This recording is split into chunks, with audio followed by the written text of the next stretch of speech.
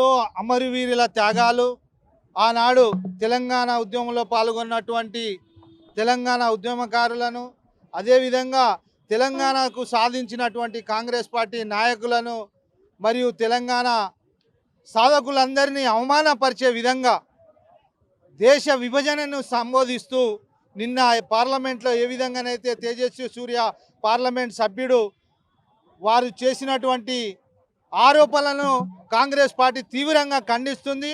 చాలా సిగ్గుచేటు. బీజేపీ దీనికి సమాధానం చెప్పాలి.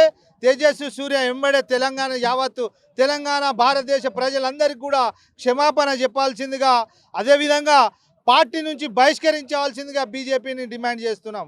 నిజంగా కూడా ఆనాడు ఎంతోమంది త్యాగాలతో ఈ రాష్ట్రాన్ని సాధించుకుంటే సోనియా గాంధీ గారు ఇక్కడ రాష్ట్రంలో చనిపోతున్నటువంటి తెలంగాణ ప్రజలను ఉద్దేశంగా ఈరోజు తెలంగాణ ఇస్తే ఈ బీజేపీ నాయకులు ఈ విధంగా మాట్లాడడం శోచనీయం.